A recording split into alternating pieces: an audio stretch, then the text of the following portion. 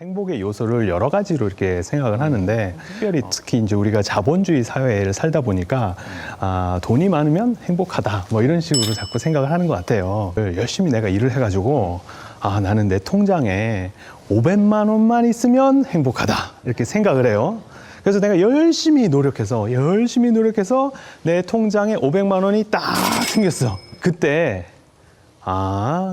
나는 이 정도면 충분해. 이게 여러분 되십니까? 안 되십니까? 이게 1,000만 원이 아니라 5천만 원, 1억, 뭐 심지어는 2억, 3억 뭐 이런다고 해서 우리가 만족이 될까요? 안 될까요? 우리의 마음은 끊임없는 것 같아요. 그런 욕심이. 그래서 이러한 주어진 상황이라면 이 상황 속에서 우리가 어떤 새로운 그런 행복을 찾을 수 있을까? 지금 혜민 스님 말씀하셨던 우리 무소유 정신, 항상 이 소위 말하는 속세에 대한 욕심을 많이 버려라. 그리고 소유한다고 행복해지는 게 아니다. 이런 걸 항상 강조해 오셨고 뭐 초대형 베스트셀러 작가시기도 하죠. 그런데 무소유 정신을 강조했던 혜민 스님이 얼마 전에 한 예능 프로에서 본인의 집을 공개를 했어요. 근데 그 집이 정말 너무나 수려한 바깥의 풍경, 남산 풍경이 보이는 곳이었습니다. 스님이 집이 있어요? 네, 종로구 삼청동의 집이었는데요. 일단 부동산 등기부등본을 보니까 일단 대지 면적이 108.7제곱미터, 연면적 125.44제곱미터. 지금 저 집이에요, 저 집. 네, 지하 1층, 지상 2층의 단독주택인데요. 그리고 그 이후에 출근하는 곳은 원래 스님이면 절로 보통 갈 거라고 생각을 하는데 공용 오피스로 출근을 하시고요. 또 창밖에는 이제 명동 성당이 한눈에 보이는 그런 공용 오피스에서 노트북과 무선 이어폰을 꺼내서 얼리 어답터다운 면모를 보였는데 이 모습과 지금 우리 말하는 무소유의 정신, 뭔가 이율배반적인 것 같죠? 뭔가 호젓한 절간, 그리고 참선, 이런 걸 떠올리는데 지금 AI, 온갖 첨단 장비로 무장한 혜민 스님이라고요? 그러면서 무소유? 본인은 무소유를 강조하면서 다 내려놓고 정말 뭔가 도를 닦는 일에 적극적으로 나서기를 원하는 그런 모습을 보이셨던 분이 실제 삶의 모습은 그런 모습이 아니라고 하면 그분을 좋아하고 그분에 대해서 긍정적인 생각을 갖고 있던 분들 입장에서는 얼마나 배신감이 들겠습니까? 이건 충분히 이해하셔야 된다고 저는 봐요. 혜민 스님도 그 부분을 이해한다고 저는 보거든요.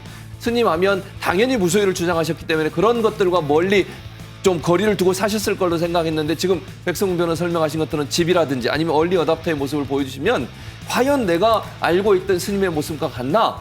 그럼 지금 이 시점에서 혜민 스님이 어떤 분인가에 대해서 이야기를 한번 해보자면 굉장히 똑똑한 분이에요. 혜민 스님 같은 경우에는 일단 2000년에 해인사에서 3위계를 받으면서 이제 출가를 하고 또 조계종 승려가 된 인물인데요. 네. 일단 하버드 대학교에서 비교 종교학 석사를 했고요. 또 프린스턴 대학에서 종교학 박사를 받았고 또 미국 햄프셔대에서 종교학 교수로 한 7년 정도 재직을 했습니다. 베스트셀러 작가로 또 굉장히 유명해요. 멈추면 비로소 보이는 것들, 뭐 완벽하지 않은 것들에 대한 사랑, 고요할수록 밝아지는 것들 모두 베스트셀러가 됐고요. 일단 이 집이 그럼 도대체 누구 거냐? 무소유라고 하셨으니까 과거에 홍석천 씨가 한번 SNS에 착한 임대인 관련된 그 글의 태그에 혜민 스님 한번 단 적이 있어요. 근데 그때 당시 혜민 스님이 뭐라 그랬냐면 저는 임차인입니다라는 취지의 댓글을 다셨단 말이에요. 근데 가만 살펴보니까 좀 이상해요. 왜요? 일단 2015년에 이 집을 매입한 분이 혜민 스님의 본명과 같습니다.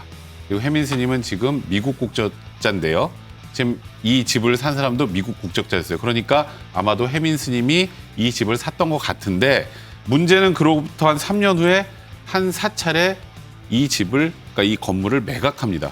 이 건물을 산 곳이 사찰인데요. 네. 이 사찰의 대표가 주란봉석이라고 되어 있는데요. 네.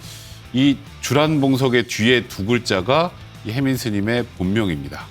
그래서 대표자가 혜민 스님이라면 네. 그러면 소위 말해서 내 소유를 법인 소유로만 옮겼을 뿐이지 실제로 이 건물을 소유하고 있는 분이 혜민 스님이 아닐까. 일단 거기다가 의혹이죠, 네, 맞습니다. 의혹. 그리고 네. 사실 우리 자본주의 사회에서 뭐 건물을 소유하고 집을 소유하는 게 불법도 아니고 잘못된 건 아닙니다만 혜민 스님께서 그동안에 설파해왔던 저희가 감동을 받았던 그 소위 말하는 설교들의 내용과 지금 혜민 스님의 삶이 조금 차이가 있는 것처럼 보이다 보니까 대중들이 실망하는 게 아닌가 싶습니다.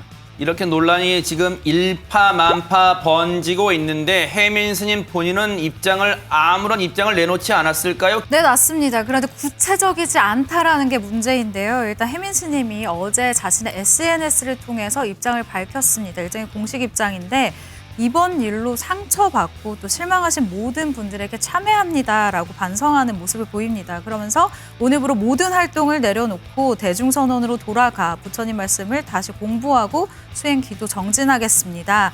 사실 저는 기자로서 굉장히 안타까운 부분이 이 부분인데 똑부러지는 입장 그리고 아주 명쾌한 답변을 내놨기 때문에 10대에서 60대까지 굉장히 많은 분들이 그분의 그 이야기에 귀를 기울였단 말이죠. 그런데 이번 해명은 참 아리송하게도 무엇 하나 제대로 짚은 부분이 없어요. 그리고 굉장히 말을 아끼고 있는데요. 불분명한 입장이 사실은 지금까지 혜민 스님을 응원했었던 팬들에게 더욱 답답함을 안기는 시점이거든요. 기자로서 사실 저는 이 부분이 굉장히 안타깝습니다.